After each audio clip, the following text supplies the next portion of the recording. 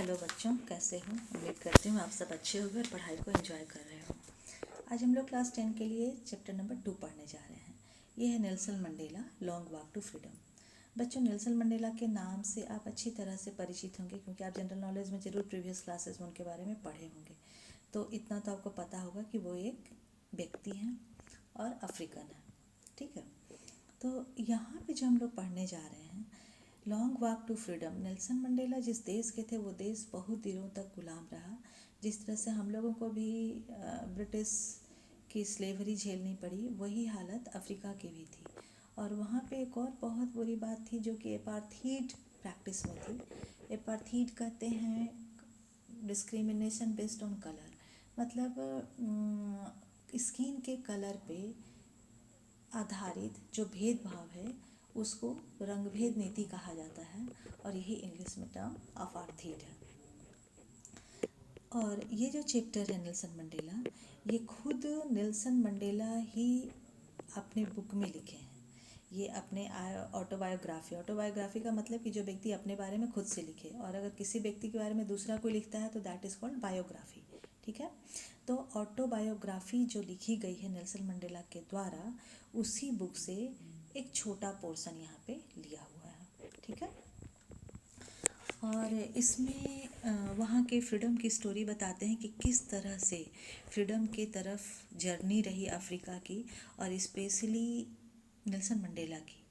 क्योंकि एक बच्चा जब किसी घर में जन्म लेता है, उसका पालन पोषण, उसकी पढ़ाई लिखाई, फिर आगे चल के वो क्या करता है, ये सारा कुछ वहाँ के वातावरण पे और उसके जीवन में जो परिस्थितियाँ आती हैं उस पर निर्भर करता है। तो ये सब कुछ हम लोग देखेंगे जो कि नेल्सन मंडेला एक जब उनका प्रोग्राम होता है, देश का इनॉग्रल होता है, यानी अफ्रीका जब आज़ाद होता है, दक्षिण अफ्रीका, साउथ अफ्रीका जब इंडिपेंडेंट होता है, तो उस समय जब वो प्रेसिडेंट चुने जाते हैं और उनका पहला स्पीच है, उस समय वो क्या क्या महसूस करते हैं, क्या क्या बोलते हैं, वो चीज़ हम लोग को देखने को मिलेगा। तो ये जो है सो इनको फील होता है कि इस आज़ादी के लिए इनकी जो लड़ाई थी वो काफ़ी लंबी थी, और ये बचपन से ही इसके लिए ऐसा नहीं था। मतलब इनके मन में कोई डिमांड नहीं था कि इनको फ्रीडम चाहिए, लेकिन धीरे धीरे किस तरह से ये भावना उनके मन में जगती चली गई और वो इतने तेज़ी से कोशिश करने लगे कि जिनका राज था वहाँ पे, वो लोग के नज़र में ये एक तरह से क्रिमिनल हो गए और इनको करीब 27 ईयर्स तक जेल में रहना पड़ा। और जब एपार्थीड ख़त्म हुई और ये जेल से बाहर आए तो फिर वहाँ के प्रेसिडेंट बने। ठीक है, तो ये था छोटा सा इंट्रोडक्शन चैप्टर के बारे में। क्योंकि ये चैप्टर थोड़ा सा बड़ा है तो आप एक मेंटली आपकी प्रिपरेशन चाहिए समझने के लिए। ठीक है, नेल्सन मंडेला जो थे उनका जन्म हुआ है 18 जुलाई को, और ये एक रॉयल फैमिली थेम्बू में जन्मे थे। ठीक है, थेम्बू का स्पेलिंग अगर आप नोट करना चाहें तो THEMBU।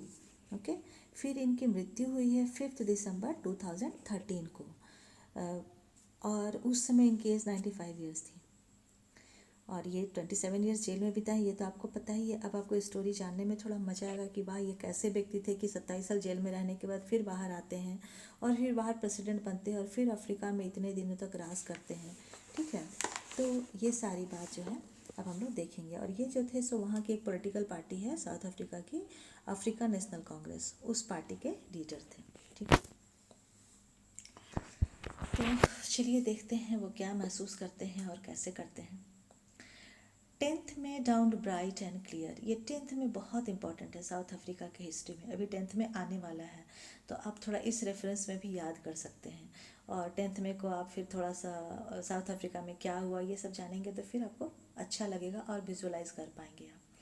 तो 10th में डाउन डाउन मतलब भोर होना, सुबह का टाइम। ठीक है, अर्ली मॉर्निंग जो होता है सो, कि ना तो पूरी तरह से सवेरा हुआ है ना ही पूरी तरह से रात है, वो वाला जो ड्यूरेशन है that is known as dawn bright and clear. 10 मई का जो भोर था वो बहुत ब्राइट, बहुत चमकीला और बहुत क्लियर था। For the past few days, I had been pleasantly besieged by dignitaries and world leaders who were coming to pay their respects before the inauguration. क्योंकि फॉर यहाँ पे यूज़ हुआ है कंजंक्शन की तरह for the past few years, क्योंकि इसके पीछे के जो कुछ दिन थे, है ना, 10 मई के पीछे के जो कुछ दिन थे, आई हैड बीन, मैं था, ये present past perfect continuous tense यहाँ यूज हुआ है। I had been pleasantly besieged, मतलब बहुत खुशी खुशी, है ना, मतलब मैं बहुत बिजी था लेकिन मैं खुश था, प्लीजेंटली खुशी खुशी। बिसीज्ड मतलब सराउंडेड होना, पूरी तरह से घिरे होना हर तरफ से। तो प्रेजेंटली बिसीज्ड बाय डिग्निटरीज मतलब इम्पॉर्टेंट पर्सन्स, ये जो डिग्निटी रखते हैं, इम्पॉर्टेंट पोस्ट पे होते हैं, एंड वर्ल्ड लीडर्स, पूरे दुनिया के इम्पॉर्टेंट लीडर्स जो थे वो, हु वर कमिंग टू पे देयर रिस्पेक्ट्स, जो आ रहे थे रिस्पेक्ट पे करने के लिए, ठीक है, अपना सम्मान दिखाने के लिए, पे करना यहाँ दिखाना, pay their respects before the inauguration, ठीक है, उद्घाटन, इनॉग्रेशन उद्घाटन, शुभारंभ, ठीक है, किसी भी चीज़ की शुरुआत, तो शुरुआत से पहले जो सम्मान दिखाने के लिए आ रहे थे उनसे मैं घिरा हुआ था। The inauguration would be the largest gathering ever of international leaders on south African soil, और ये कार्यक्रम जो था, वो उद्घाटन कार्यक्रम जो था, वो अभी तक का साउथ अफ्रीका की मिट्टी पर सबसे बड़ी गैदरिंग होगी। गैदरिंग मतलब लोगों का इकट्ठा होना, और इस तरह से इम्पॉर्टेंट पीपल का इकट्ठा होना पूरे वर्ल्ड भर से, तो ये सबसे बड़ी गैदरिंग होगी एवर ऑफ इंटरनेशनल लीडर्स, ठीक है, दुनिया भर के, इंटरनेशनल, नेशनल मतलब राष्ट्रीय, इंटरनेशनल अंतर्राष्ट्रीय मतलब एक से ज़्यादा देशों के, ठीक है, तो एक से ज़्यादा देशों के यानी कि कई देशों के नेतागण यहाँ आएंगे इस धरती पे, ये पहली बार होगा साउथ अफ्रीका के इतिहास में, ठीक है।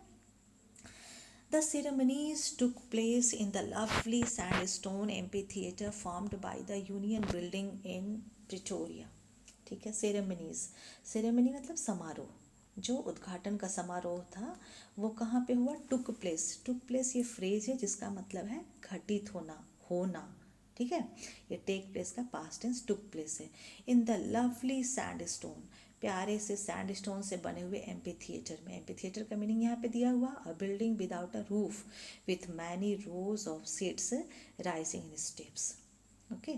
तो ये पहले इस ग्रीस और रोम में इस तरह का बना करता था, सो वहाँ का टिपिकल ये है जो यहाँ पे बनाया गया था, ठीक है, यहाँ जो रूरल से उनके द्वारा, और सैंडस्टोन से बना हुआ था। For decades this had been the seat of white supremacy, decades मतलब 10 वर्ष, ठीक है, फॉर डिकेड्स मतलब कई दशकों से, okay, decades, this had been the seat of white supremacy, ये जो सैंडस्टोन का बना हुआ एम्पी थिएटर है, ये जो बिल्डिंग है, और ये कहाँ पे, प्रिटोरिया में, जो कि साउथ अफ्रीका की कैपिटल सिटी है, ठीक है, तो आप इसको भी याद कर लेंगे, साउथ अफ्रीका की कैपिटल सिटी प्रिटोरिया में ये फंक्शन हो रहा है सैंडस्टोन से बने हुए एम्पी थिएटर में। फिर for decades this had been the seat of white supremacy, दशकों से ये जो जगह था वो वाइट सुप्रीमेसी मतलब जो गोरे लोग थे, क्योंकि हम लोग पहले ही जान चुके हैं कि यहाँ पे कलर बेस्ड डिस्क्रिमिनेशन हुआ करता था, तो सब कुछ गोरे लोगों के लिए था, तो उनके अधीन था ये। And now it was the site of, इस साइट का मीनिंग प्लेस, SIT, इस साइट मतलब place of a rainbow gathering of different colours and nations for the installation of South Africa's first democratic non racial government. Mandela ji कह रहे हैं कि दशकों से ये जो जगह थी वो सिर्फ सफ़ेद लोगों की सुप्रीमेसी में थी, मतलब सिर्फ उनका आधिपत्य था, उनका राज था, यहाँ पे सिर्फ वो हक से रह सकते थे, इसको इस्तेमाल कर सकते थे, ठीक है। लेकिन आज क्या है, आज जब उनका राज्य ख़त्म हो गया है और नए राज्य की स्थापना होने जा रही है, तो it was the site of, ये एक ऐसा जगह बन गया है जो कि रेनबो है, रेनबो में कई कलर होते हैं ना, 7 कलर होते हैं, तो इसीलिए यहाँ पे हर रंग के लोग हैं, तो इस जगह को रेनबो कहा गया है। Now it was the site of a rainbow gathering of different colours and Nations, colours and Nations, ठीक है, तो डिफरेंट कलर के तो पीपुल हैं ही, साथ में डिफरेंट नेशन के भी लोग आए हैं, for the installation of South Africa's first democratic non racial government. किस बात के लिए ये लोग आए हुए हैं? तो installation of South Africa's first democratic आप समझते होंगे, इंडिया में भी डेमोक्रेटिक गवर्नमेंट है, यहाँ भी। तो इसी तरह से जब पब्लिक वोट करके अपने लीडर्स को चुनती है एंड वो लीडर्स जो हैं वो पूरे देश को पब्लिक के वेलफेयर में जो पॉलिसीज़ होती हैं उसके थ्रू देश को चलाते हैं, that is known as democracy ना। आप पॉलिटिकल साइंस में पढ़ेंगे भी क्लास 10th में इसके बारे में बहुत अच्छे से। तो यहाँ पे किसी भी कास्ट का, डेमोक्रेसी में किसी कास्ट किसी क्रीड पे कोई स्पेशल उनको प्रिविलेज नहीं दिया जाता है। तो आज वही स्थिति है कि साउथ अफ्रीका में डेमोक्रेटिक इस्टेब्लिशमेंट हो रहा है और उस गवर्नमेंट के इंस्टॉलेशन के लिए सारे लोग कई सारे देशों से आए हैं और वो कई सारे रंग के हैं, तो एक रेनबो क्रिएट हो रहा है। On that lovely autumn day I was accompanied by my daughter Zenani. उस दिन, उस ऑटम की सुबह, साउथ अफ्रीका जो है सादर्न हेमिस्फीयर में है, तो 1 मई के टाइम वहाँ पे ऑटम का टाइम है, मतलब विंटर ख़त्म हुआ और उसके बाद का टाइम है, ठीक है। तो ये जो है on that lovely autumn day I was accompanied मतलब होना साथ में होना, बाई माई डॉटर जिनानी, अपनी बेटी जिनानी के साथ। ऑन द पोडियम वो जगह जिस पे जिसके पास खड़े होकर बोलते हैं, सामने जिस पे माइक रखी होती है, कुछ पेपर्स होते हैं, वो जगह जो ऊंची स्टैंड जैसी जगह होती है वो पोडियम कहलाती है। तो on the podium mister de Klerk was first sworn in as second deputy president, ठीक है, उपराष्ट्रपति के तौर पे। डेप्यूटी उप को कहते हैं, ठीक है, प्रेसिडेंट। तो उपराष्ट्रपति के तौर पे किसको पहले शपथ दिलाया गया? मिस्टर डी क्लर्क को, जो कि एज सेकेंड डेप्यूटी प्रेसिडेंट, ठीक है, मतलब दूसरे डेप्यूटी प्रेसिडेंट ये थे, यानी एक प्रेसिडेंट, फिर फर्स्ट डेप्यूटी प्रेसिडेंट, फिर सेकेंड डेप्यूटी प्रेसिडेंट, इस तरह से इनका सिस्टम क्रिएट हुआ था। तो पहले वो स्वर्ण मतलब होता है शपथ लेना, स्वीयर का ये थर्ड फॉर्म, सेकेंड और थर्ड फॉर्म स्वर्ण होता है। तो ये जो है सो वो शपथ लेते हैं, ठीक है। देन आप नेल्सन मंडेला का फ़ोटो देखें, बहुत अच्छा लगता है ऐसे लोगों के बारे में जान करके। Then Thabo Mbeki was sworn in as first deputy president, ये पहले उपराष्ट्रपति के रूप में शपथ लेते हैं। फिर when it was my turn, तब मेरी बारी आती है, मतलब पहले दूसरे उपराष्ट्रपति, फिर पहले उपराष्ट्रपति थाबो मेबेकी, और तब मेरी बारी यानी नेल्सन मंडेला की बारी। I place to obey and uphold the Constitution and to devote myself to the well-being of the Republic and its people। क्या कहते हैं कि मैंने शपथ ली, प्लेस करना मतलब शपथ लेना। आप स्कूल में हर दिन लगभग प्लेस लेते हैं ना, all Indian side brothers and sisters, तो ये शपथ है, ये सिर्फ कहने की बात नहीं होती है, इसको निभाने की बात होती है। तो वो कहते हैं कि मैंने शपथ ली यानी मैंने कसम खाई। ये शपथ एक तरह से बहुत डीप प्रॉमिस होता है। शपथ का मतलब ही होता है कि इसको तोड़ने का आपको परमिशन नहीं है, आप खुद को ये अलाउ नहीं कर रहे हैं। तो I placed to obey and uphold the constitution, मैंने शपथ ली किस बात के लिए? Obey and uphold the constitution. Constitution संविधान, संविधान क्या है? Book of rules. किसी भी सिस्टम को चलाने के लिए, किसी भी देश को चलाने के लिए नियम कुछ बनाए जाते हैं ताकि वो अच्छे से स्मूथली हैंडल हो सके, वहाँ की जो पॉपुलेशन है उनका वेलफेयर ठीक से हो सके, और उससे रिलेटेड जितने भी प्रॉब्लम्स हैं उनका सॉल्यूशन के लिए कुछ रूल्स तैयार किए जाते हैं। उन्हीं सेट ऑफ रूल्स को कॉन्स्टिट्यूशन कहा जाता है। तो इसीलिए ये कहते हैं कि मैंने शपथ खाई कि मैं पालन करूँगा। ओबे मतलब आज्ञा मानना, तो मैं उसकी आज्ञा के अनुसार चलूँगा, मतलब कॉन्स्टिट्यूशन जैसा बनाया गया है मैं उसी के अनुसार चलूँगा। I place to obey and uphold मतलब उसी पे टिके रहना, the constitution and to devote myself, खुद को डिवोट करना, समर्पित कर देना, to the well being of the republic. Wellbeing मतलब भला करना लोगों का, ठीक है, भला, वेलबींग ऑफ द रिपब्लिक मतलब गणतंत्र, हम लोग भी एक रिपब्लिक है, तो wellbeing of the Republic and it's people ना, उस गणतंत्र की और वहाँ की जनता की सेवा करना, उनका भलाई करना ही मेरा कर्तव्य होगा और मैं इसके लिए अपने आप को समर्पित करूँगा, ऐसा मैंने कसम खाई। To the assembled guest and the watching world I said. और उस दिन जब शपथ लेते हैं और ये प्रेसिडेंट है तो फिर इनको एड्रेस भी करना है, तो उस समय एक देश के, इतने बड़े देश के मुखिया जब बन रहे हैं तो उस हैसियत से ये क्या महसूस करते हैं, और पहले दिन जिस दिन एक आज़ाद देश बना है ये किस तरह से देश को संबोधित करते हैं, ये हम लोग अभी देखेंगे। तो वो लिखते हैं कि मैंने क्या कहा, आई सेड, यहाँ देख लीजिए कॉलम। अब आगे उनका स्पीच है। अब इस स्पीच में क्या बोलते हैं वो, today all of us do by our presence here confer glory and hope to newborn liberty। कहते कि हम सब लोग, all of us, by our presence here, यहाँ पे उपस्थित हो करके कन्फर करते हैं, मतलब देते हैं, ठीक है, ग्लोरी एंड होप, सम्मान बढ़ाते हैं और एक आशा जताते हैं। किस बात के लिए, टू न्यू बोर्न, मतलब जो नया नया जन्म हुआ है, लिबर्टी, आज़ादी का।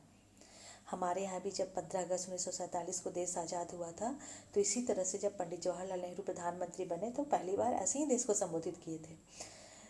तो उस समय लोग बड़ा भावनात्मक रूप से देश से जुड़े होते हैं, और पहली बार जब किसी भी स्लेवरी से मुक्त होकर के आप इंडिपेंडेंट हो रहे हैं तो वो क्षण बड़ा भावुक होने वाला होता है।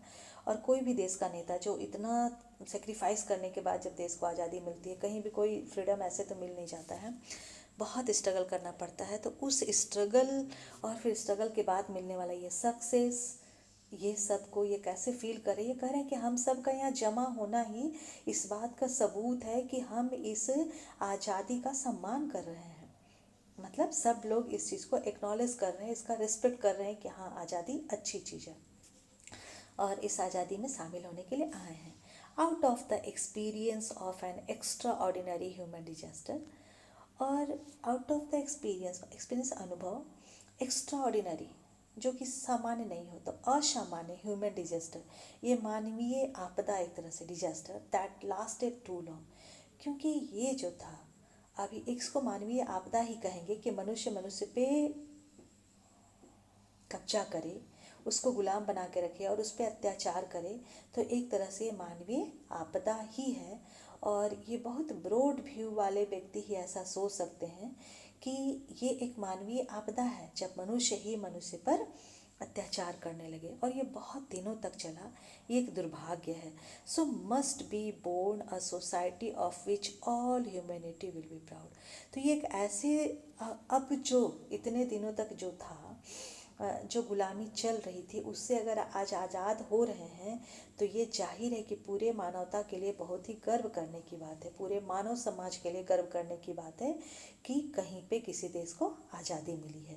अब कोई मनुष्य किसी मनुष्य पे कब्जा नहीं कर पाएगा, अधिकार नहीं जता पाएगा। We who were outlaws not so long ago have today been given the rare privilege to be host to the nations of the world on our own soil। अभी करें कि हम लोग जो आउटलॉज थे मतलब कानून तोड़ने वाले थे, विद्रोही थे, नॉट सो लॉन्ग, बहुत दिन पहले नहीं, अभी कुछ दिन पहले तक ही, है ना, बहुत पहले नहीं, अभी हाल ही में जो हम लोग अभी जो कि कानून के खिलाफ काम करने वाले माने जाते थे, have today been given the rare privilege to be, आज हम लोग को ये दुर्लभ, रेयर मतलब दुर्लभ, प्रिविलेज मतलब विशेष अधिकार, टू बी होस्ट गेस्ट का अपोजिट, बट गेस्ट जो आपके यहाँ गेस्ट आते हैं, अतिथि, और अतिथि का उल्टा शब्द जो अतिथि का रिस्पेक्ट करते हैं, अतिथि जिसके पास जाते हैं, दैट इज़ होस्ट। तो आज ये होस्ट करने का, क्योंकि कई सारे नेशन से गेस्ट इनके पास पहुँचे हुए हैं, तो ये होस्ट करने का जो मौका मिला है अपनी धरती पे, अपनी मिट्टी पे, ये बड़ा रेयर है, बहुत दुर्लभ है, बहुत दुर्लभ क्षण है। क्योंकि अभी कुछ समय पहले तक तो हम लोग कानून के विरोधी थे, मतलब जिन लोगों का इनके ऊपर राज चलता था, जिनके एम्पायर में लोग आते थे, उनके वजह से इन लोगों को अच्छा नहीं माना जाता था। जो लोग फ्रीडम चाहते हैं उनको कहाँ वैसे लोग अच्छा समझते हैं। तो इसलिए करें कि हम लोग तो आउटलॉज थे। We thank all of our distinguished international guest for having come to take possession with the people of our country of what is, after all, a common victory for justice, for peace, for human dignity। तो ये उन सारे लोगों को जो बाहर से दूसरे देश से आए हुए हैं उनको रिस्पेक्ट करते हुए थैंक करते हैं कि we thank all of our, हम लोग धन्यवाद देते हैं उन सारे डिस्टिंग्विश्ड मतलब विशिष्ट जो अंतर्राष्ट्रीय गेस्ट हैं जो यहाँ पे आए हुए हैं इस समारोह में शामिल होने के लिए। Come to take possession with the people, जो यहाँ पे आए हैं लोगों के साथ शामिल होने के लिए। टू आवर कंट्री, हमारे देश में, ऑफ व्हाट इज़, और इस देश में है क्या, किस लिए आए हैं, इस बात के लिए कि आफ्टर ऑल, एक फ्रेज जिसका मतलब अंत में, अंततोगत्वा, a common victory for justice, justice की जीत हुई है, कॉमन विक्ट्री पूरे देश के लोगों के लिए, सबके मानवता की जीत होती है एक तरह से जब कोई देश आज़ाद होता है। तो कॉमन विक्ट्री फॉर जस्टिस मतलब न्याय, फॉर पीस मतलब शांति, एंड फॉर ह्यूमन डिग्निटी मतलब मानवीय सम्मान, मनुष्य की जो विशिष्टता है उसकी पहचान के लिए ये जो मिला है और इसके सम्मान में इतने लोग शामिल हुए हैं उन सब का हम धन्यवाद करते हैं। We have at last achieved our political emancipation, हम लोगों ने, एट लास्ट फ्रेज जिसका मतलब कि अंत में, अंततोगत्वा, आखिर हमने पा ही लिया, अचीव मतलब प्राप्त कर लेना, बहुत मेहनत से किसी चीज़ को जब हम प्राप्त करते हैं तो अचीव्ड आवर पॉलिटिकल इमेंसिपेशन। यहाँ पे देखिए स्पेशल ये पॉलिटिकल एडजेक्टिव है कि राजनीतिक मुक्ति पाली, मतलब अभी भी बहुत सारे प्रॉब्लम, कोई देश आज़ाद होता है तो फिर सारी बुराइयाँ उसकी खत्म नहीं हो जाती हैं, लेकिन कम से कम जब राजनीतिक आज़ादी मिल जाए तो फिर वो अपने लिए कुछ करने के लिए फ्री हो जाते हैं और अपने हिसाब से कर सकते हैं अपने देश की ज़रूरत के हिसाब से। इसलिए ये यहाँ पे कहते हैं कि we have at last achieved our political emancipation, हम लोग राजनीतिक मुक्ति पा लिए हैं, राजनीतिक आज़ादी हम लोगों को मिल गई। We place ourselves to liberate all our people from the continuing bondage of poverty, deprivation, suffering, gender and other discrimination. और बहुत अच्छी बात है कि ये कहते हैं कि अब जब हम लोग को ये आज़ादी मिल गई है तो हम लोग शपथ लेते हैं, प्लेस मतलब फिर से यहाँ शपथ लेना, वी प्लेस आवर सेल्फ, हम लोग शपथ लेते हैं कि अब क्या करेंगे, हम लोग बाकी के चीज़ों से खुद को आज़ाद कराएंगे। बाहर वालों से आज़ादी तो हमें मिल गई, लेकिन अब जो अपनी समस्या है उससे भी हम आज़ादी पा लेंगे। We place ourself to liberate, liberate मतलब यहाँ पे आज़ाद करना, ऑल आवर पीपुल, अपने सारे लोगों को आज़ाद करेंगे, किस चीज़ से, from the continuing bondage of poverty, गरीबी की जो बंधन है जो उन पे चल रहा है, वो डिप्राइवेशन, वो वंचित है, जब कोई सुविधा किसी को नहीं मिल पाती है दैट इज़ कॉल्ड डिप्राइव्ड। तो डिप्राइवेशन, उन तक सारा सुविधा नहीं पहुंच पाना, उनका संपन्न नहीं हो पाना, सफरिंग पीड़ा होना, किसी भी तरह की परेशानी उनके अंदर होना, जेंडर एंड अदर डिस्क्रिमिनेशन, लिंग पे मतलब मेल या फीमेल पे आधारित या दूसरे किसी भी तरह का, कास्ट, क्रीड, रेस, कलर, किसी भी तरह के गुलामी से, किसी भी तरह के भेदभाव से बचाकर सबको आज़ाद करने का, गरीबी से, दुख से, परेशानी से, किसी भी तरह के भेदभाव से आज़ाद करने का अब हम लोग शपथ लेते हैं। Never, never and never again, देखिए ये रिपीट हुआ है इसलिए कि इस बात पे वो जोर देने कि अब कभी नहीं, कभी नहीं एंड कभी नहीं, again shall it be that this beautiful land will again experience the operation of one by another, मतलब एक व्यक्ति दूसरे पे कब्जा करे, दूसरे को स्लेव बनाए, दूसरे को दबाए, अब इस धरती पे, ये जो इतनी खूबसूरत धरती है, इस धरती पे अब दोबारा कभी नहीं होगा। The sun shall never set on so glorious a human achievement, और अब यहाँ पे जो मानवों की जो जीत हुई है, जो मानवीय जीत हुई है, आज न्याय मिला है और आज जो मानवीय सम्मान मिला है, मानवता की और न्याय की और शांति की जो जीत हुई है, इस जीत का जो सूरज है वो कभी अस्त नहीं होगा। Let freedom reign, God bless Africa, मतलब आज़ादी को यहाँ शासन करने दीजिए और भगवान अफ्रीका को आशीर्वाद दे, ये विश उनका है। क्वेश्चन आंसर हम लोग अभी इसको छोड़ रहे हैं क्योंकि चैप्टर बहुत लंबा है, आप थकेंगे, फिर ज़रूरत होगी तो कमेंट में बोलिएगा, फिर मैं बाद में बता दूंगी। A few moments later we all lifted our eyes in awe as a spectacular array of South African jets, और जब इनका स्पीच हुआ फिर वहाँ पे देश का जो कार्यक्रम जब शुरू होता है, तो वो जब स्टार्ट हुआ तो फिर ये देख रहे हैं कि कुछ ही पल के बाद क्या हुआ, हमारी आंखें ऊपर थी। लिफ्ट मतलब उठाना होता है, ठीक है। तो जब हमने अपनी आंखें ऊपर की, किस लिए, स्पेक्टेकुलर मतलब जो बहुत अच्छा लगे देखने में, बहुत इम्प्रेसिव हो, spectacular array of South African jet. यहाँ के जो जेट्स थे वो आसमान में उड़ रहे थे, वो अपनी कलाबाजी दिखा रहे थे। Helicopters and troops carriers road in perfect formation over the union buildings. और वहाँ उस यूनियन बिल्डिंग के सामने वो सारे अपनी कला का परफॉर्मेंस दिखा रहे थे, वो डिस्प्ले कर रहे थे अपना art. It was not only a display of pinpoint precision and military force.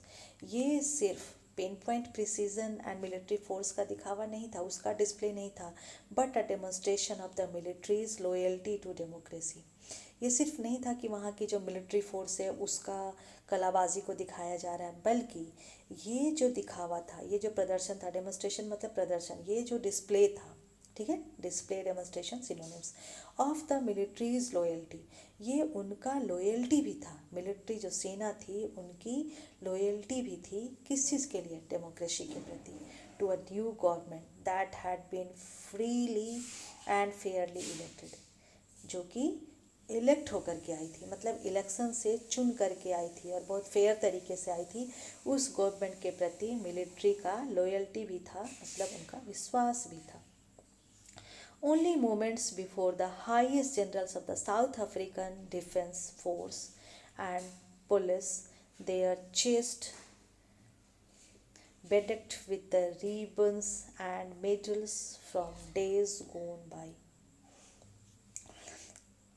अब क्या होता है कि वो पल, ओनली मोमेंट्स बिफोर, एक पल ही पहले, the highest generals of South African defence force and police, जो साउथ अफ्रीका के डिफेंस के हेड थे, पुलिस और पुलिस के वो लोग आते, the chest bedecked with ribbons and medals from days gone by, उनके पास जो मेडल और रिबन हुआ करते थे, क्योंकि जिसके अंडर वो थे, पहले जिसका शासन चल रहा था, उनके हिसाब से वो होता था, है ना। मेडल जो होता है, जिस देश की सेना है उसका पहचान होगा, तो जिनका राज चलता था उनका था। तो वो सब हट गया, सैल्यूटेड मी, है ना, अब वो मुझे सैल्यूट कर रहे हैं, एंड प्लेज देयर लॉयल्टी, और अब मेरे प्रति वफादारी दिखा रहे हैं, मतलब अब इस आज़ाद और डेमोक्रेटिक कंट्री के प्रति, मेरे प्रति मतलब ये अब जिस देश के रिप्रेजेंटेटिव हैं, जिस देश के मुखिया बन के खड़े हैं, उस देश के प्रति। तो saluted me and praise their loyalty, अब वो अपनी लॉयल्टी की शपथ खा रहे हैं, मतलब अब वो हमारी सेना हो गए, अब वो इस देश के लिए काम करेंगे। आई वॉज नॉट अनमाइंडफुल, और माइंडफुल मतलब होता है बहुत ध्यान देना, मन में आना कुछ बात, दिमाग में चलना। अनमाइंडफुल मतलब कि नहीं आना, तो मैं वैसा नहीं था, मतलब अभी भी मुझे याद था, अभी भी भले मैं इस सब कुछ को देख रहा था, आसमान में होते हुए कलाबाजी, जेट्स के, हेलीकॉप्टर्स के, सामने सैनिक को देख रहा था कि वो किस तरह से लॉयल्टी से अपना परफॉर्मेंस दे रहे हैं, सब कुछ मैं देख रहा हूँ, लेकिन फिर भी मुझे अच्छी तरह से याद था कि unmindful of the fact that not so many years before they would not have saluted but arrested me. बल्कि बहुत साल पहले नहीं, वो मुझे आज जो मुझे सैल्यूट कर रहे हैं, वो क्या कर रहे थे, वो मुझे अरेस्ट करते थे, वो जो सेना थी, क्योंकि उस समय उनकी लॉयल्टी उस गवर्नमेंट के प्रति थी जो वहाँ रूल करती थी, और आज इस गवर्नमेंट के प्रति है जो कि अभी रूल करेगी। तो इसलिए अब ये बोल रहे कि मुझे याद है कि यही सेना, यही पुलिस, यही फोर्स मुझे अरेस्ट करती थी। Finally a chevron of impala, chevron a pattern in the shape of a V, जैसे बर्ड लोग उड़ती है तो वी शेप बनता है, आसमान वैसे भी शेप बना हुआ। Jets left a smoke trail of the black, red, green, blue and gold of the new South African flag, ठीक है। साउथ अफ्रीकन फ्लैग का जो सिंबल है उस तरह का ये आसमान में भी शेप का, उतने कलर का बना है।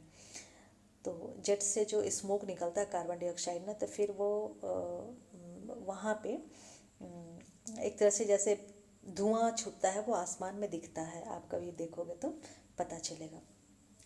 तो the day was symbolised for me, और वो दिन था जो कि मेरे लिए सिम्बोलाइज था, प्रतीक था, किस बात का, me, by the playing of our two national anthem, हम लोग को दो नेशनल एंथम प्ले करने का दिन था। कौन सा? And the vision of white singing Nkosi Sikelel' Africa and black singing Die Stem. दो नेशनल एंथम वहाँ हो रहा था। The old anthem of the republic, जो कि इस रिपब्लिक का पहले का पुराना राष्ट्रीय गान था। Although that day neither group knew the lyrics of the anthem they once despised, बल्कि ये भी हो रहा था कि उस दिन किसी को नहीं, मतलब ये नहीं कि सिर्फ जो नए लोग थे या जो गोरे लोग थे उनको नहीं आता, बल्कि किसी को याद नहीं था, क्योंकि एक समय ऐसा आ गया था कि इस गीत से सब लोग घृणा करने लगे थे।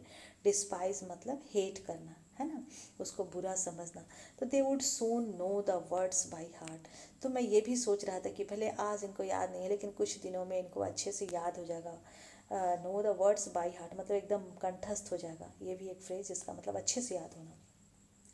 On the day of the inauguration, और उद्घाटन के दिन, I was overwhelmed with a sense of history, और मैं भाव विभोर हो रहा था। ओवरवेल्म होना मतलब फीलिंग से एकदम ओत प्रोत हो जाना। कैसी feeling? With the sense of history, उनको पीछे की बातें याद आ रही थी, हिस्ट्री याद आ रही थी। In the first decade of the 20th century, a few years after the bitter Anglo Boer war and before my own birth, the white-skinned people of South Africa patched up their differences and erected a system of racial domination against the dark-skinned people of their own land. ठीक है, तो वो क्या कह रहे हैं कि अब मुझे हिस्ट्री भी याद आ रहा है। जब ये देख रहे हैं कि ये देश कैसे आज़ाद हुआ, कितनी सारी मुश्किलों को सामना किया, तो इनके मन में वो सारा चीज़ भी आ रहा है कि कैसे हुआ था, क्या हुआ था हिस्ट्री में। तो ये बोअर वार का जो युद्ध यहाँ पे जो चर्चा हो रही है बच्चों, ये 11 अक्टूबर 1899 से शुरू होकर के 31 मई 1902 तक चला। ठीक है, और हम लोग देख रहे हैं कि ये जो है इन उसी के बाद से जो वाइट पीपल थे उनकी जीत हो गई थी, और तभी से काले लोगों पे ऐसा शासन चल रहा था, काले लोगों के खिलाफ सब कुछ था वहाँ का। तो ये चीज़ अब इनको याद आ रहा है कि किस तरह से वो वार जो थी वो एक टर्निंग पॉइंट थी अफ्रीका के हिस्ट्री में, और किस तरह से हमारे पूर्वजों को, क्योंकि देश की आज़ादी तो अकेले मिलती नहीं है, बहुत लोगों को सेक्रीफाइस करना पड़ता, वो सारा चीज़ अब इनके पास दिमाग में चल रहा है। तो ये कह रहे हैं कि वो सारी बातें मुझे याद आ रही हैं कि किस तरह से in the first decade of the 20th century, है ना, 20वीं शताब्दी के शुरुआत में ही ये हुआ था। Few years after the bitter Anglo Boer war and before my own birth, मेरे जन्म के भी पहले, the white skin peoples of South Africa passed up their differences and erected a system of, क्योंकि वो भी वाइट ही थे, है ना, जो डच और दूसरे दूसरे नेशन के थे, उनके बीच में वार हुआ, लेकिन फिर वो सब पैचअप करके और सब एक होके और डार्क स्किन वालों के साथ डिस्क्रिमिनेशन करने लगे थे। तो the structure the created form the basis of one of the harshest most inhuman societies the world has ever known. और उसके बाद जो स्ट्रक्चर सोसाइटी का तैयार हुआ वो कैसा था? वो बहुत ख़राब था। स्ट्रक्चर द क्रिएटेड फॉर्म मतलब बनना, तो जो बना वहाँ पे फॉर्म्ड द बेसिस ऑफ, वो आधार बना किस चीज़ का? वन ऑफ द हार्शेस्ट, सबसे खराब, मोस्ट इनह्यूमन मतलब सबसे ज़्यादा अमानवीय समाज का, the world has ever known मतलब दुनिया आज तक इतनी खराब सामाजिक व्यवस्था को नहीं देखी थी, वैसी सामाजिक व्यवस्था की वहाँ शुरुआत हुई 20th सेंचुरी के स्टार्टिंग में।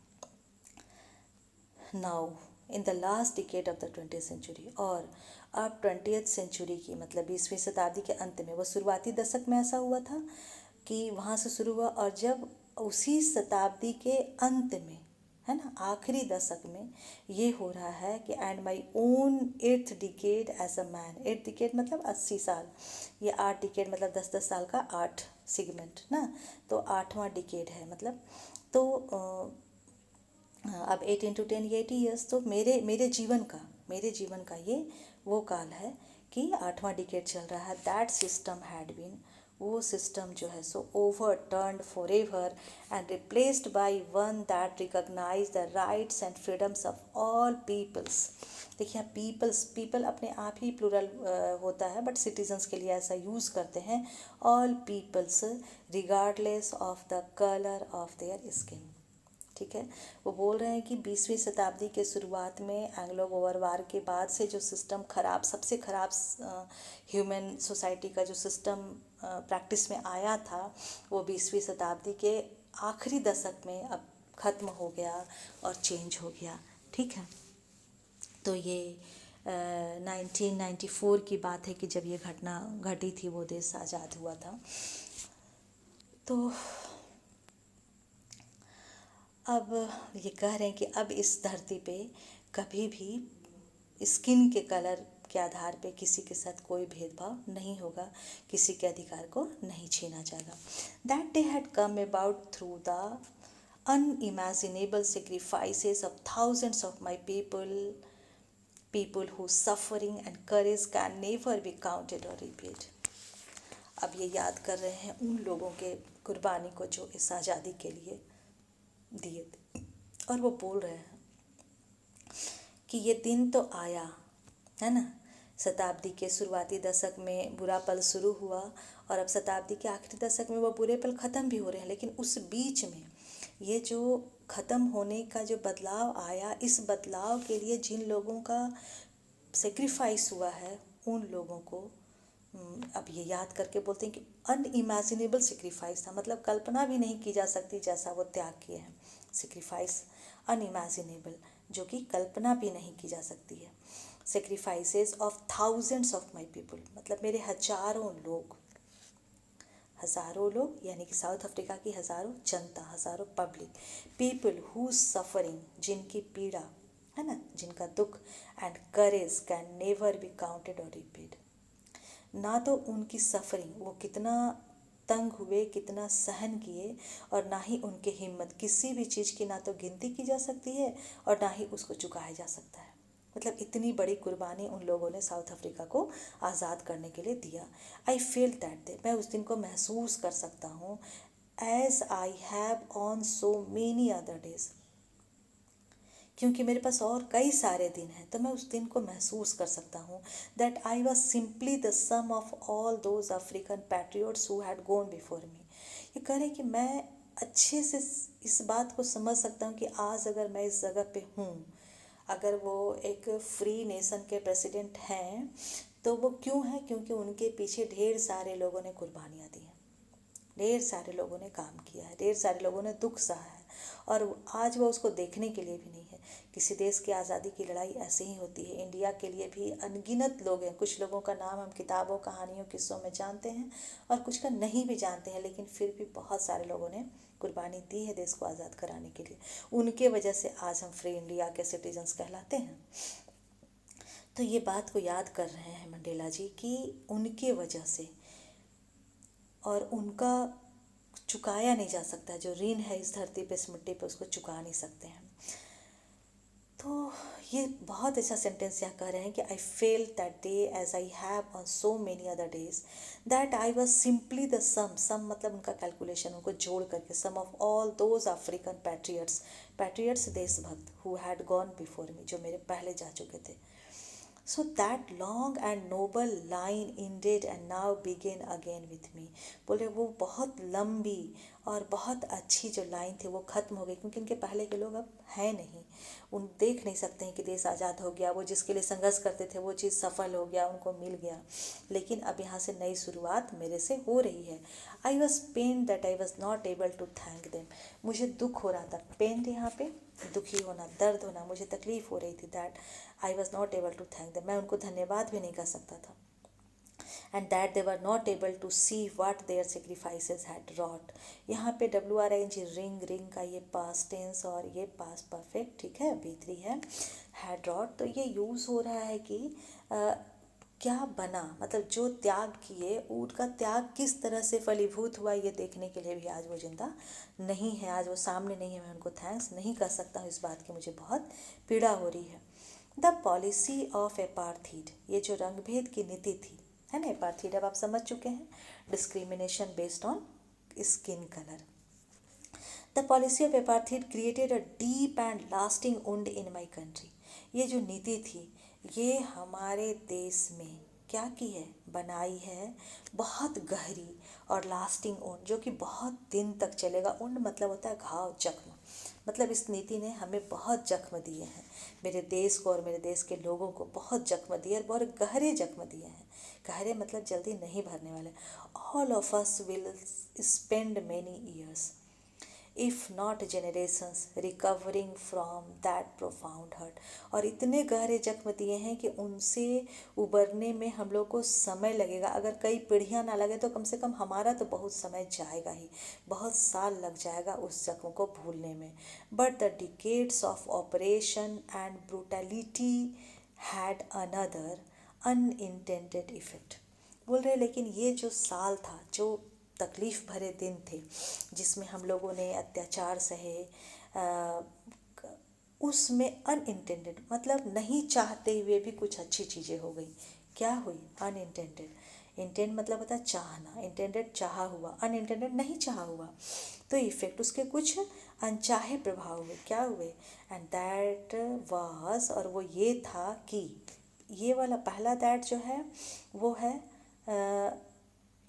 वह के लिए, और ये दैट जो है वो की के लिए। ठीक है, ये मतलब डेमोस्ट्रेटिव प्रोनाउन और यहाँ पे ये कंजंक्शन। तो and that was that it produced the Oliver Tambos. अब ये वो सारे ग्रेट लीडर्स हैं अफ्रीका के जिनका बहुत बड़ा रोल रहा साउथ अफ्रीका को आज़ाद कराने के लिए। The Walter Sisulus, the Chief Luthulis, the Yusuf Dadoos, the Bram Fischers and the Robert Sobukwes of our time. ठीक है, ये सारे लोग आप देख लीजिए। ऐसे हम लोग रूल पढ़ते हैं ग्रामर का कि प्रॉपर नाउन के सामने द नहीं लगाते, लेकिन यहाँ पे द लगाए क्योंकि इनको हम स्पेशल ऐसे लोग, उनकी विचारधारा, ठीक है, वो उस विचार को वो ला पाए। एक सिर्फ व्यक्ति के रूप में उनको चर्चा नहीं करते हैं, बल्कि उनकी चर्चा एक विचारधारा के रूप में, एक शक्ति के रूप में, एक क्वालिटी के रूप में करते हैं, तब वहाँ द का यूज़ करते हैं। और वही यहाँ पे हुआ है। Main of such extra ordinary, आप ये सारे पिक्चर्स देख लें इनको, एक्स्ट्रा ऑर्डिनरी करेज। वो लोग जो थे वो अद्भुत साहस के पुतला थे। विजडम एंड जनरसिटी, और समझदारी और उदारता, जनरसिटी, विजडम समझदारी, जनरसिटी उदारता। दैट देयर लाइक में नेवर बी नोन अगेन, कि शायद उनके जैसा आप दोबारा कभी नहीं हो। वो ऐसे लोग थे कि वैसे सपूत इस मिट्टी पे आगे ना हो, लेकिन इस देश की जो बुरी परिस्थितियाँ थी उसने ऐसे बेटों को जन्म दिया। Perhaps it requires such depths of operation to create such heights of character।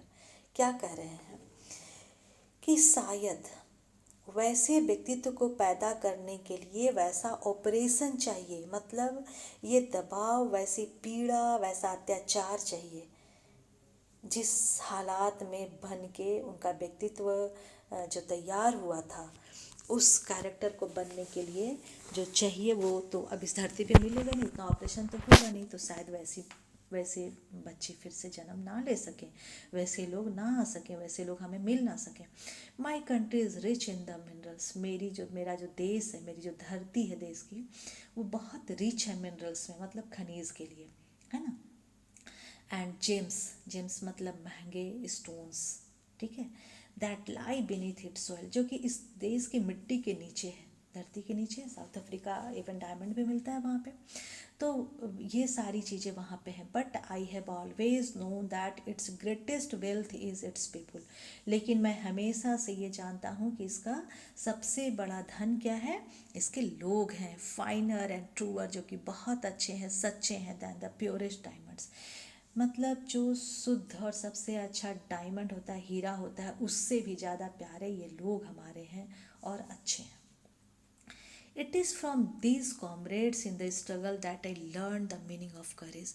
उन्हीं कॉमरेड्स यहाँ पे हो गया फ्रेंड्स, जो साथ में काम करते हैं किसी एक ओपिनियन के लिए, किसी एक मूवमेंट के लिए।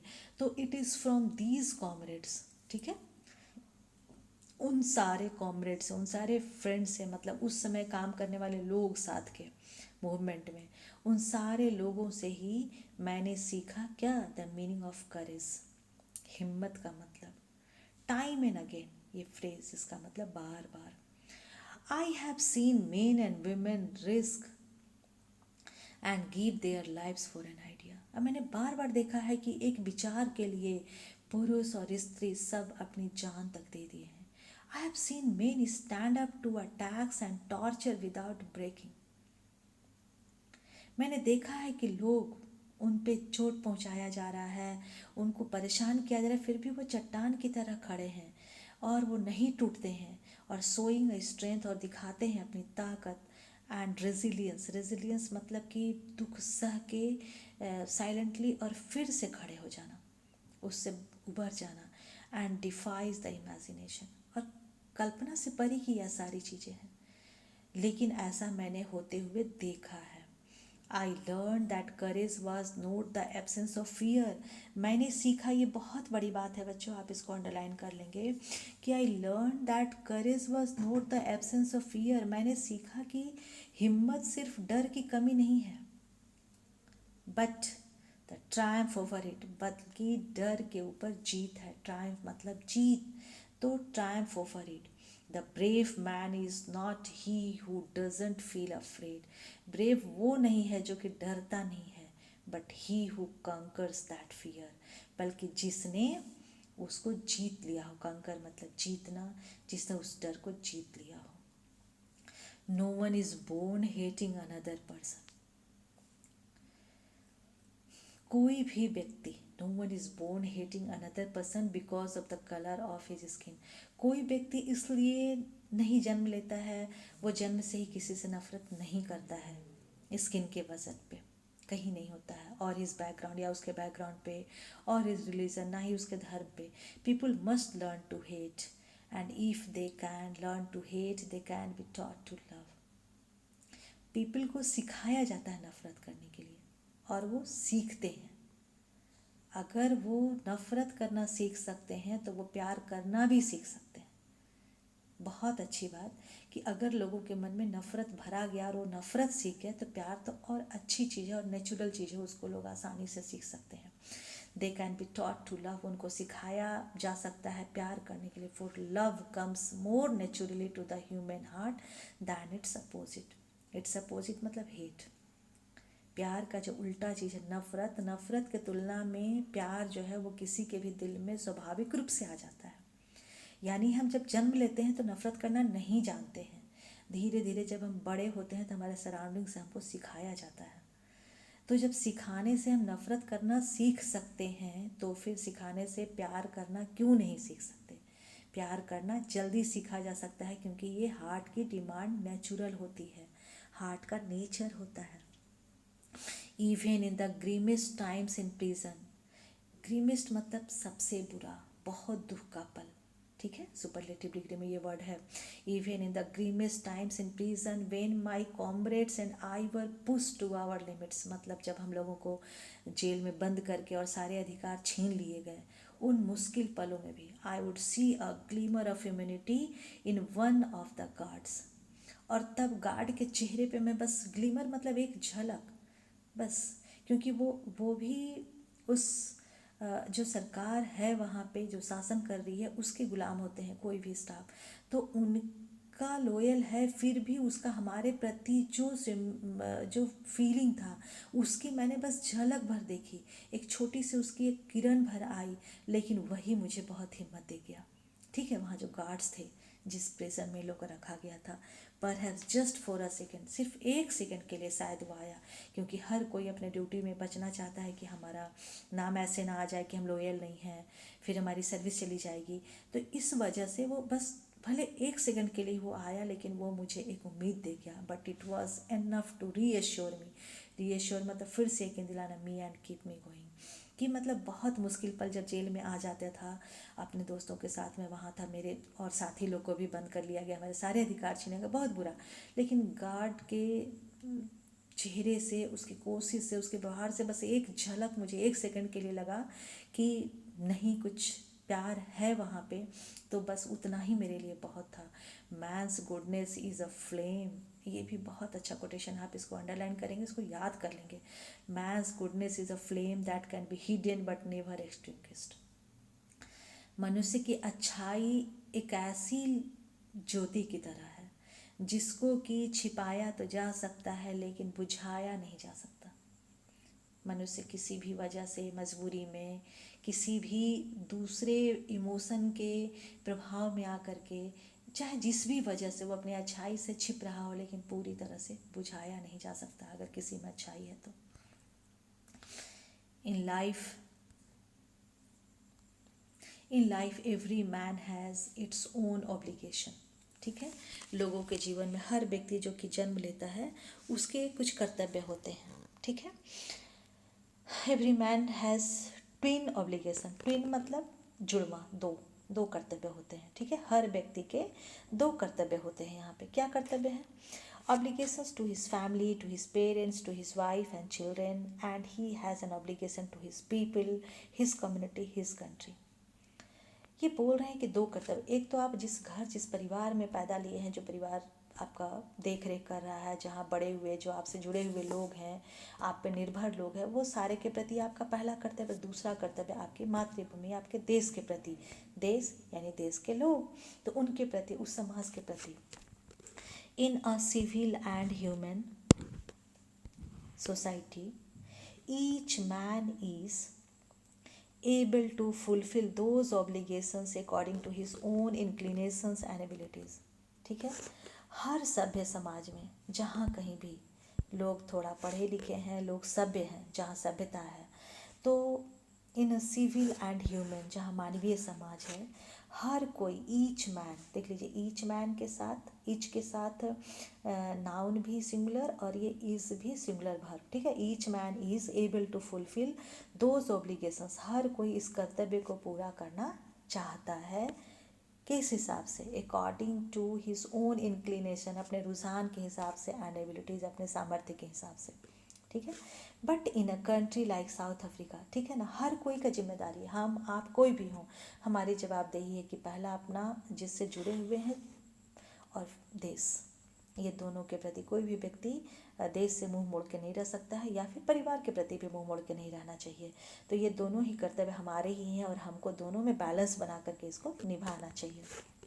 But in a country like South Africa, South Africa जैसे देश में, it was almost impossible for a man of my birth and colour to fulfil both of those obligation. लेकिन साउथ अफ्रीका जैसे देश में मेरे जैसे व्यक्ति, जो कि मैं जिस कलर का था, है ना, मैं जहाँ से जन्म लिया और जिस रंग का था, मैं इस दोनों कर्तव्यों का निर्वहन नहीं कर सका। ठीक है, ये मेरे लिए संभव नहीं हुआ। In South Africa, a man of color who attempted to live as a human being was punished and isolated.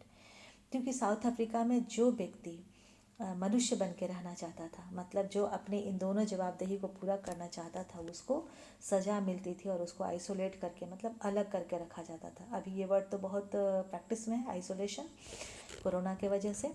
ठीक है, तो बिल्कुल अलग थलग कर देना।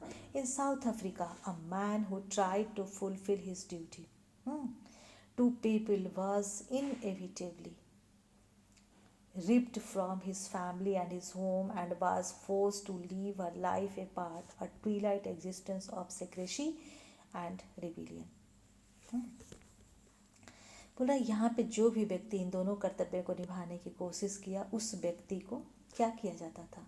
एक तो आइसोलेट कर दिया जाता था, और जो ऐसा करता था उसको निश्चित रूप से, इनएविटेबली मतलब बिना छोड़े हुए, उसको जरूर ही निश्चित रूप से रिप्ड फ्रॉम हिज फैमिली, उसको अपने परिवार से अलग कर दिया जाता था, हिज होम, उसके घर से, and was force to live a life apart, और उसको इतना कंपेल कर दिया जाता था, उसको विवश कर दिया जाता था कि वो अपने परिवार से अलग रहे, और a twilight existence of secrecy and rebellion, और फिर वो उसकी जो अस्तित्व थी वो पूरी तरह से एक विद्रोही के तरह का हो जाता था, क्योंकि लोग उसको ऐसा ही नज़र से देखने लगते थे। ठीक है, ट्विलाइट मतलब कि धुंधला, जहाँ पे उजाला भी नहीं हुआ है और पूरा अंधेरा भी नहीं है, धुंधला धुंधला सा फिगर। तो इस तरह के लोगों के मन में विचार आने लगता था कि ये रिविलियन है। और I didn't in the beginning choose to place my people, है ना। और पहले मैंने ऐसा नहीं चुना, शुरुआत में मैंने ऐसा नहीं चुना पीपल एबव माई फैमिली, है ना। ये बड़ा ऑनेस्टली इस बात को एक्सेप्ट करते हैं, एडमिट कर रहे हैं यहाँ पे कि मैं शुरुआत में ऐसा नहीं था जैसा मैं आज हूँ। मैंने शुरुआत में लोगों को परिवार से ऊंचा नहीं समझा था, मतलब शुरू में मेरा लिए मेरा परिवार ही ऊंचा था। But in attempting to serve my people, लेकिन जब मैं लोगों के लिए आया, इनकी सेवा करने लगा, इसका अटेम्प्ट मतलब करना, कोशिश करना, तो to serve my people I found that I was prevented from fulfilling my obligations, है ना। तो मुझे ऐसा लगने लगा कि तब मैं अपने जो कर्तव्य हैं as a son, a brother, a father and a husband, ये सारे रोल को निभाने से मुझे रोका जा रहा। प्रिवेंट करना मतलब रोकना, ठीक है। मतलब ये कह रहे हैं कि मैं दोनों रोल को नहीं कर पाया, क्योंकि देश में अगर कोई देश के लिए कुछ करे तो उनको छीन करके अलग कर दिया जाता था, कैद कर दिया गया, उनको फैमिली से दूर रहना है। तो उस टॉर्चर वाले पल को याद कर रहे हैं। I was not born with a hunger to be free. ये फिर अपना टाइम बताते हैं कि मैं ऐसा नहीं था कि मैं जन्म से ही आज़ादी के लिए बहुत भूखा था, मतलब आज़ादी ही मेरी मांग थी या आज़ादी ही मेरी सोच थी या विचार में था, ऐसा नहीं था। आई वॉज बोर्न फ्री, मैं आज़ाद पैदा हुआ था, free in every way that I could know, मतलब मैं जितना जानता था उस हिसाब से मैं पूरी तरह से आज़ाद था। Free to run in the fields, मैं खेतों में आराम से घूमता था, दौड़ता था। नियर माई मदर्स हर्ट, मेरी माँ के जहाँ पे हर्ट थे। आप इनका चाइल्डहुड के बारे में थोड़ा पढ़े ही होगे कि ये लोग हट्स में रहते थे, अलग अलग हट में, एक हट में खाना बनता था, एक में लोग सोते थे, ज़मीन पे सोते थे शुरू में। तो ये सारी चीज़ें, और वहाँ पे सब लोग मिलजुल करके रहते थे। तो free to swim in the clear stream, और आराम से झरने में तैरते थे। रैन थ्रू माई विलेज, मैं अपने गांव में आराम से दौड़ सकता था। Free to roast mealies under the stars and ride the broad backs of slow moving bulls, है ना। बुल्स पे घूमना, रोस्ट करना वो मिलीज को, ये सारी चीज़ आराम से मैं, मतलब मैं जो चाहता था बचपन में मैंने किया। यानी कि मेरा बचपन अच्छे से बीता, as long as I obeyed my father and abided by the custom of my tribe, मतलब मैंने अपने पिता की बात मानी और अपने ट्राइब का, अपनी जो जनजाति थी उसकी जब तक मैंने बात मानी तब तक सब कुछ ठीक था। I was not troubled by the laws of man और गॉड, तब तक ना तो लोगों के कानून ना भगवान कानून कोई मुझे डिस्टर्ब करने वाला नहीं था। मतलब मेरा बचपन जो शुरुआती दिन था वो बहुत अच्छे से बीता। It was only when I began to learn that my boyhood freedom was an illusion, when I discovered as a young man that my freedom had already been taken from me, ठीक है। लेकिन जब मैं बड़ा हुआ थोड़ा, तब मुझे क्या पता चला कि अरे अभी तक जो मैं सोच रहा था कि मैं आज़ाद हूँ, ये तो सिर्फ एक भ्रम था, मैं तो आज़ाद हूँ ही नहीं। मुझे ये पता चला, डिस्कवर्ड मतलब पता चलना, ठीक है। तो as a young man that my freedom had already been taken, मेरी आज़ादी पहले ही ली जा चुकी है मेरे से। That I began to hunger for it, तब मुझे फ्रीडम के लिए हंगर मेरे मन में बढ़ा, मतलब तब आज़ादी की भूख बढ़ी। एट फर्स्ट, शुरुआत में एज अ स्टूडेंट, एक विद्यार्थी के तौर पे, I wanted freedom only for my self, शुरू में आज़ादी सिर्फ मुझे खुद के लिए चाहिए था। बहुत ऑनेस्टली एडमिट करते हैं, क्योंकि देखो बच्चों, कोई भी जन्म से इतना महान, जब हम उनको बड़ा नेता देखते हैं सोचते हैं कैसे होंगे क्या होंगे, बट स्टार्टिंग हर बच्चे का ऐसा ही होता है। अब परिस्थिति के हिसाब से विचार को अच्छे से शेप दे देना और उस पर काम करते चलना, परेशानी आने के बाद भी तो फिर ऐसे फिगर बन जाते हैं। जैसे हमारे यहाँ आप महात्मा गांधी को फादर ऑफ द नेशन कहा जाता है, वैसे मंडेला वहाँ के लिए है ना। तो ये सारी चीज़ें जो हैं वो धीरे धीरे करके कैसे उनके लाइफ में समाती चली गई, वो यहाँ पे दिख रहा है। तो अब ये कहते हैं कि फ्रीडम मुझे खुद के लिए चाहिए था, I wanted freedom only for my self, मेरे लिए चाहिए था। द ट्रांजिटरी फ्रीडम, ट्रांजिटरी मतलब कि टेम्पररी, है ना, नॉट परमानेंट। जो टेम्पररी मतलब क्षणिक, थोड़ी देर के लिए। Freedom of being able to stay out at night, क्या चाहिए था मुझे, कि मैं रात को थोड़ा बाहर रह सकूँ। और रेड वाट आई प्लीज्ड, मैं वो पढ़ सकूँ जो मैं चाहूँ, प्लीज़ मतलब जो पढ़ के मुझे खुशी हो, जो मैं पसंद करूँ। And go where I choose, और मैं वैसे जगह पे जा सकूँ जहाँ मैं चाहूँ। Later as a young man in Johannesburg, है ना, साउथ अफ्रीका की शहर, I yearned for the basic and honourable freedoms of achieving my potential, ठीक है। तब मुझे कुछ महसूस हुआ बाद में, जब मैं स्टडी करने के दौरान पाया क्या कि I earned for the basic and honourable freedoms of achieving my potential, of earning my keep, of marrying and having a family, the freedom not to be obstructed in a lawful life. मतलब छोटा था तो घूमने खेलने ये सब की आज़ादी थी, बड़ा हुआ तब मुझे चाहिए था कि मैं किसी जगह पे जा सकूं और मैं वो पढ़ सकूं जो मैं चाहता हूं, और फिर अब उससे भी बड़ा हुआ तो अब मुझे क्या चाहिए कि मैं शादी कर सकूं, मैं खुद के लिए अच्छे से कमा सकूं, मैं अच्छे से रह सकूं, जिससे कि कानून को कोई नुकसान नहीं था. बट देन आई स्लोली शा, लेकिन अब क्या हुआ, अब जाके असली चेंज आता है. मतलब जब ये यूथफुल हो चुके हैं तब इनको समझ में आ रहा है, क्योंकि परिस्थितियां तो धीरे धीरे ही समझ में आती हैं. तो बट देन आई स्लोली सा, तब मैंने धीरे धीरे देखा, क्या देखा, that not only was I not free, सिर्फ मैं ही आज़ाद नहीं था, but my brothers and sisters were not free, बल्कि मेरे भाई बहन भी आज़ाद नहीं थे. मतलब अभी तक वो सेल्फ सेंटर्ड थे, खुद के बारे में सोच रहे थे कि मुझे जो चाहिए वो नहीं मिल पा रहा, मतलब मैं आज़ाद नहीं हूँ. लेकिन धीरे धीरे उनको लगा कि अब सिर्फ मैं, मेरे साथ ये स्थिति नहीं, ये हालात तो सबके साथ है. आई शा that it was not just my freedom that was cartel. तब मैंने देखा कि ये सिर्फ मेरी आज़ादी नहीं है जिसको छीन ली गई. कर्टेल करना मतलब कम करना, घटाना, छोटा करना, तो मतलब उसको कम कर दिया गया, मेरी आज़ादी छीन लेना यहाँ पे. But the freedom of every one who looked like I did. बल्कि वो सारे लोग जो मेरी तरह से देखते थे, जो मेरी तरह दिखते थे, उन सब की आज़ादी छिन गई थी. अब जाके इनको एहसास हुआ है कि सच में हम लोग आज़ाद नहीं हैं. अब मैं से ये बात हम तक चली गई. That is when I join the African National Congress. और जब ये बात पता चला कि ये सिर्फ मेरी बात नहीं है, तो सबकी बात है, तब फिर मैंने पार्टी ज्वाइन की. कौन सी? African National Congress. And that is when the hunger for my own freedom became the greater hunger for the freedom of my people. और तब जाके जो मेरी अपने आज़ादी की भूख थी वो सबके आज़ादी की भूख बन गई, मतलब लोगों की. It was this desire for the freedom of my people to live their lives with dignity and self-respect that animated my life.